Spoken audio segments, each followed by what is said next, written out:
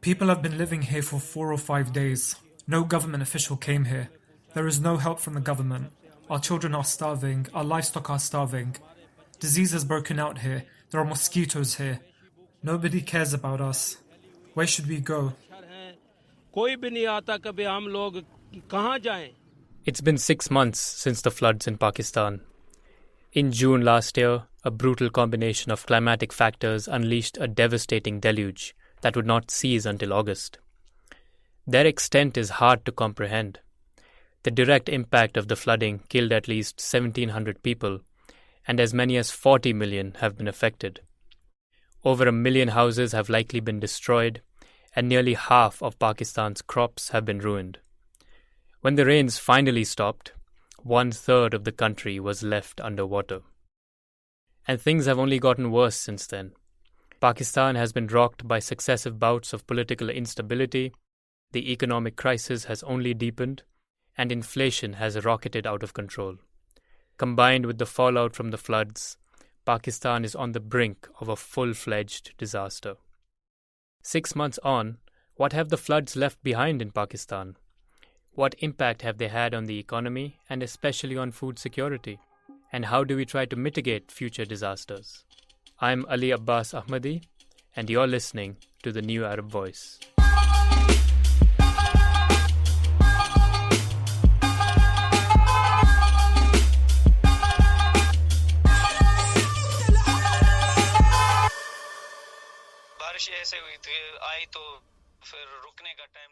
When the rain came, it never stopped. It might take a break for an hour or so, but then it would start again. There was just water everywhere, on all sides. Our area is a desert, but even that was flooded. That's how much water there was. This is Ghulam Mustafa, a farmer from a village called Yar Muhammad Kaladi in Pakistan's southern Sindh province, home to the country's biggest city, Karachi. Sindh is one of the worst affected provinces by the floods. During the floods, our situation was such that there was 4 or 5 feet of water in our home. We struggled to leave the house, but made it to the sand dunes in the nearby desert. There was so much water in our home that it remained there for 10, 12 or 15 days. Speaking from Pakistan on a sometimes patchy phone line, Ghulam Mustafa recounted how the floodwaters swept away everything: his home, his farm, and his livelihood. The family of 6 only returned to their land at the beginning of this year, 5 months after the floods, to find it completely ravaged. When we returned from the dunes, we removed the water using large drums and by making channels in the ground. The situation was such that we had nothing to eat. All of our stores had been ruined. Our house was completely broken down and destroyed. And it's still like that. With his job washed away, along with all the food and grain that he had stored to feed his family, Ghulam Mustafa had to seek work elsewhere. For food, I have been working whenever I can as a laborer, and we manage with what ration we can get to fill our stomachs. And for a house, we have built a little hut on the same land where our house stood earlier. Our home's foundation remained, but the rest has fallen. The boundary wall has also collapsed, and we used some of the rubble to build a little hut, placed a rope bed inside, and we're managing that way. For farmers in the affected region, the floods were especially cruel. The same rivers and rains Ghulam Mustafa relied on have upended his entire life. We could not plant wheat in most places, except where there was no standing water. We planted seeds in 3%, 4%, maybe 5% of the farms. By and large, the other farms in Pakistan are similarly useless.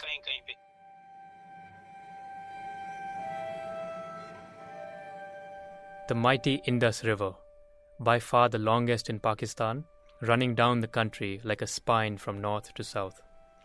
Originating in the Tibetan Himalayas, it flows through parts of India and nearly all of Pakistan's provinces and territories before emptying into the Arabian Sea. Its massive basin spans more than 1 million square kilometers across several countries and covers more than half of Pakistan's land area. This region has been home to humans since the Bronze Age, and in recent times has been Pakistan's breadbasket. And so when the rains arrived last June and the river and its tributaries flooded, the waters engulfed everything. 1,700 people died, and between 30 and 40 million, roughly 15% of Pakistan's population, or equivalent to the population of Canada, were affected. For months, millions suffered through cold winters and waterborne diseases that ravaged through the refugee population. As is often the case, those worst affected, in the provinces of Sindh and Balochistan, belong to the lowest social rung of society. A lot of diseases spread in our area during the flood. It was mostly malaria as there were so many mosquitoes, diarrhea and skin diseases. Malaria was spreading because none of the medicines were effective somehow, and our drinking water was also ruined. What we have is not appropriate to drink anymore. So now we either boil the water or we collect the water from the side of the road near our farms and drink that. One of the biggest problems has been the destruction of Pakistan's crops. Pakistan's agriculture sector, which contributes 23% of the country's GDP and employs around 40% of its labor force, was severely hit by the floods. According to some estimates, Pakistan lost 40% of its cotton and 15% of its rice crops, while Foreign Minister Bilawal Bhutto provided a far more gloomy assessment, saying that about 80 to 90% of Pakistan's crops were damaged. Agriculture is the primary source of income for farmers across several districts in Sindh and Balochistan, and many lost up to 70% of their yield. All told, Prime Minister Shehbaz Sharif estimated that the economic devastation caused by the floods amounted to around $30 billion. And for a population that was already struggling with food insecurity, the floods have simply made it worse. We have actually lost 9.8 million acres of land that was cultivable previously, and now it's not cultivable. But it's equal to the land, Czech Republic. This is Dr. Zafar Mahmood, an independent expert on food safety and food security, who has worked as a consultant with the Pakistani government and the UN's Food and Agriculture Organization. Yeah, this basically the way we measure this food insecurity is like this is called as integrated phase classification. So the 4 is the emergency and 3 is basically a crisis. So they were. Before the floods, around 4 million people in Pakistan were assessed to be in this integrated phase classification 4 or IPC4 group. Classification, that means they would be in the emergency situation. It has to be treated like an emergency. And it is expected there's 1.1 million more people getting into this by this year. I would say these are the conservative figures because they were only taken for the sake of these flood effect. The economic situation has only gotten worse since then. A stagnant economy, a massive 31.5% inflation, a currency that has depreciated by more than 11% since April last year, and political instability have added to the humanitarian crisis. But in last 2 months, the price rises, this is 600 to 700% in vegetables. It's more than, around 100% in the basic crop like wheat, especially if we talk about the healthy food items like eggs and chicken and milk, again, their prices are very, very high, becoming much more unaffordable for people, especially the ones who are at the lower strata, These rising prices all lead to food insecurity for millions of people across the country, like Ghulam Mustafa and his family, who have lost everything and are feeling the pinch. The rising prices are also because of the floods, I think. People's livelihood have all been destroyed, so the rising prices has made our lives even worse, especially for those who have no work anymore. Definitely, I think everything is more expensive now. The high price of basic foodstuffs continues to be a serious impediment to the country, but in many cases, simply finding food is a challenge. This food insecurity has created a number of devastating knock-on effects, which could affect poverty, education, and health in the long run. when we talk about like floods and this kind of situation, this aggravates the food safety situation further, in a sense that like once we have enough flood, this the whole water, that gets contaminated, the supply of clean drinking water, that becomes questionable. Then the spread of disease, the health issues that arise due to flood, the disease like cholera and the skin disease and the pneumonia and all these infectious diseases are on the rise as well, coupled with the fact that there's no enough good health facility either as well. So they are actually aggravating the situation in a very bad way. Like diarrhea, people would suffer, majority of the kids would suffer from diarrhea, and then even if you give them enough food, they would not be able to digest or absorb all those nutrients. So this is, a kind of a triple burden on them. They're not having enough food or not being healthy, and then not absorbing actually. So all these things create issues for the population. Unlike in the Western world, most farmers in Pakistan rely entirely on their farms and crops for their survival. But majority of farmers in Pakistan, they're very, very small subsistence farmers, so they only try to, meet both ends by the end of day, so that's why their priorities are. When there's a flood, it would be, impacting all the crops that are standing there, the seed, the storage, because we don't have, robust storage system in Pakistan either. So that has, impacted all the grain that was stored, the seed that was stored, the livestock, around 1 million livestock, they were just wiped out. Dr. Zafar Mahmood said that many farmers are still homeless, and therefore they're prioritizing the survival of their families before getting back to farming. They need to take care of their immediate needs, and those include ensuring their homes are rebuilt and provide food and clean water for their families. Once the safety and well-being of the farmers has been assured, then work can begin on revitalizing the soil and resowing the crops. Our biggest need right now is for our house to be built, to be worthy of living. Houses are the most important. It would be the best if the houses were built. This winter was tough. December and January were extremely cold. We faced many hardships in the cold. Now thankfully the weather is better, but the summer is coming. We won't be able to stay in the same hut then. We will be forced to spend our time under the trees. The priority for the international donor and the government was basically to give them shelter and then, give them enough cash-based assistance. The majority of the houses were destroyed, like it's around 8 million, I guess. The houses that were damaged, so they need actually basic money to have their shelter as well. So I think their priority would be actually go back to and have a roof on their top as well, or mend their houses if they're repairable. So having shelter would be a priority, having clean drinking water would be a priority. So yes, we are expecting there would be crisis in the coming months as well. Pakistan was already in crisis in early 2022. The country has been on an International Monetary Fund bailout program since 2019, and its population has been hard hit by strict austerity measures taken as a condition of the bailout. In August 2022, the country's inflation rose to 27.6%, a 47-year high, before the full impact of the floods was felt. On the political scene, former Prime Minister Imran Khan was forced out of office in April, but still maintained immense popular support and galvanized his supporters to hold nationwide protests. And then the floods came.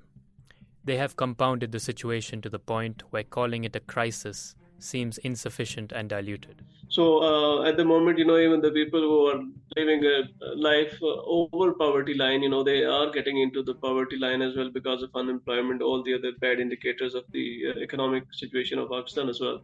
And it's very hard to actually differentiate what's related to flood and what's related to other economic activity and the unemployment. All these figures are so much interconnected, So basically, even the economists, would be having a tough challenge to actually exactly pinpoint whether it's enough or not. But I think that was minimum because the kind of infrastructure only that we need to build again, that is massive. Pakistan has been repeatedly hit by disasters one after another over the past decades. Some climate, some economic, some security related. And now the 2022 floods have made them even more vulnerable. Marvin Parvez is the regional director of an NGO called Community World Service Asia. Him and his team work with people on the ground in Pakistan. He explained that the situation is still extremely dire for millions of Pakistanis. These communities were facing one disaster after another, COVID and the economic meltdown. So this was extremely disruptive thing, totally took away their livelihoods. And I'm talking about, small farmers. They had 1 acre or 2 acre plot, and they've lost everything. Even the seeds they had for the next season are lost. They're losing everything, all the resources, all the little assets that they had. The children are not going to school anymore. There's no money for healthcare. So, if you get sick, it can be very tragic. And, right after the floods, dengue and malaria and other waterborne diseases were rampant. So it's from that human point, they have really hit the bottom. One of the long-term issues he mentioned was the damage stagnant water could have on the soil, potentially leading to a prolonged food shortage in Pakistan. Well, I was talking to these farmers in Khairpur area. They have small plots of land and they had date trees. So when the water is sort of stays on their land for a very long time, it affects the soil. And they said that the pH level that gets all disrupted. And that land takes years to rehabilitate. So they can grow food and plant their orchards back. So that's what's going to take a lot of resources, a lot of help, a lot of human effort. In January, the international community pledged around $9 billion at a conference in Geneva to help Pakistan recover from the floods. This was significantly short of the $16 billion required for immediate recovery, according to Foreign Minister Bilawal Bhutto. But at the same time, it is something. We saw that this conference was the start of a process for us to get the funds required together. Our total requirement, I think, is slightly above $16 billion. And in the conference today, we've managed to put together a little bit more than $9 billion in assistance for the reconstruction and rehabilitation of flood-affected areas in Pakistan. So I think that is sort of a good start. The big question, however, is how much of this money is going to be made available for the recovery process by the government. Encouragingly, Prime Minister Shehbaz Sharif addressed these questions last September during a meeting with the UN Secretary General Antonio Guterres. I give you my word of honor, along with all these ladies and gentlemen sitting on this table, ministers, general officers, government officials, ladies and gentlemen, that every penny we get from you or from wherever, we will spend it most transparently and in the interest of the suffering humanity. While Prime Minister Sharif's words are powerful, it's unclear if they will actually translate into action, especially in a country routinely dogged by accusations of corruption and accountability. The other problem with funding commitment, said Dr. Zafar Mahmood, is that it is just that, a commitment. Meaningless if not followed up with action. Actually, it was a commitment, but there's no time frame for that as well. And it comes to donors as well. So the project by project, and sometimes it gets delayed as well. So we really are not too sure, because it was only the commitments, So it may take much more time. And it was actually not commitment for the immediate release, but it was only for next 3 to 5 years. And going by the last major climate disaster, the 2010 Pakistan floods, it's not going to be easy to recover from this one. The massive flood that we had in 2010, we still are, the government of Pakistan still have some projects which are, actually taking care of the damage that was taken, the building, the infrastructure and all these things. So all these things, basically are leading to the conclusion that probably it would take us more than a decade, to actually recover from the losses that we have suffered due to these floods. Pakistan's economy has been terribly mismanaged in the past decade. Low growth, high unemployment, poverty, and a dependence on international aid has been a hallmark of the country for decades now. This mismanagement has driven more and more people into poverty and made the country increasingly vulnerable to disasters. But that's not what most commentators, politicians, and indeed the media are focusing on. Marvin Parvez again. I think economy has not been managed for decades very well. Pakistan has been quite dependent on support from the Middle East, from EU member states, from UK and North America. It would take a lot of hard decisions to actually start a recovery process. And it seems quite difficult because of the political instability in Pakistan. If you pick up a newspaper right now, it will be all about politics, what's happening, what's the government doing, what's the opposition doing, who wants election, who doesn't want election. The focus and energy is going so much into the politics in the country that I see that as a huge bottleneck for recovery. And I really hope that political stability will bring back economic stability, and government would have resources and energy to help the people affected by the recent floods. Scientists and climate experts have been warning the world that extreme weather events, like the flooding seen in Pakistan 6 months ago, would become more frequent if climate change was not properly dealt with. And at the conference in Geneva, several dignitaries, including the UN Secretary-General Antonio Guterres, lamented the injustice that Pakistan is the 8th most vulnerable country to climate change, according to the Global Climate Risk Index, despite contributing so little to global emissions. So my heart broke when I saw firsthand the utter devastation of last summer's floods. No country deserves to endure what happened to Pakistan. And as always, those developing countries least responsible are the first to suffer. Pakistan, which represents less than 1% of global emissions, did not cause the climate crisis, but it is living with its worst impacts. But this cannot be an excuse for inaction, said Marvin Parvez. Pakistan needs to do more. Pakistanis need to do more. Our tree coverage has gone down from, it wasn't great, it was 3% tree coverage in Pakistan, it's gone down almost to 1%. Similarly, the cleaning of canals and of the rivers was not done. Pakistan is again in the top 10 countries affected by water shortages. And, they've been talk about, water wars in South Asia, because we really need to change at the household level how we manage our water. How there's a lot of misuse. We lose a lot of water because of the irrigation system we have, the canals, for example. Like I said, they need to be cleaned, and we need to do a proper job in the canals. The rivers, drainage has to be proper. The drainage system has to be improved. There have been World Bank projects in Pakistan, and also supported by Asian Development Bank, that need to be, rehabilitated, repaired. So a lot of steps at household level need to start in the community, in the province, in the country. Climate disasters, most experts agree, are not going to end anytime soon. Everyone is going to be affected, and everyone must work towards mitigating their worst effects. It's true what our government says, that when you look at the emissions, Pakistan does not even have 1% contributes to that emissions. But at the same level, water management, planting of trees, expanding our tree coverage has to be done. Also, climate change, education in schools needs to be done.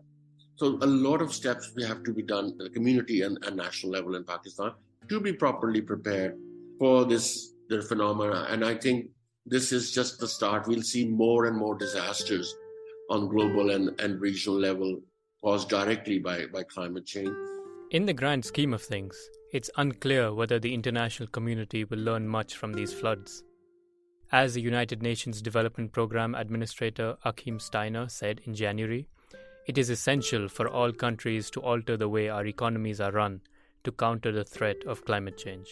I think the world has begun to realize that climate change has arrived, and we will have to not only rethink the way our economies are run, but also how we deal with the catastrophic and almost unprecedented scale of these impacts in the years to come. And while conferences like the one in Geneva are encouraging, it's essential for the international community to do more, and more quickly, to ensure countries like Pakistan have the resources to deal with the worst climate disasters, which are inevitably coming. So we all of us have to join hands to start addressing these big global challenges, which is affecting communities, and especially communities who live in absolute poverty in places in Pakistan and the rest of the world. They need to be supported. They will bear, the blunt, and they don't have assets to recover. They don't have resources to recover or to manage these climate changes. All of this is well and good, but very little appears to have happened so far. Climate disasters in the past have rarely been met with an immediate source of funding for humanitarian relief, and this is no different. All eyes instead have been firmly fixed on the war in Ukraine, and even typically friendly nations like the UAE and Saudi Arabia have provided no meaningful aid. The government of Pakistan, with its penchant for corruption, immediate political uncertainty, and an extremely rickety economy, does not appear equipped to handle this challenge. Some parts of Pakistan are still waterlogged, hundreds of thousands are still homeless, while those who have returned to their land, like Ghulam Mustafa, are still in makeshift housing. The government survey has been done to help rebuild our home, but nothing has happened since then. We have received promises, but nothing else. At the moment, we don't know. I can't say anything. I can't see hope anywhere, but Allah knows best. Maybe something will happen from somewhere. This is our hope from Allah.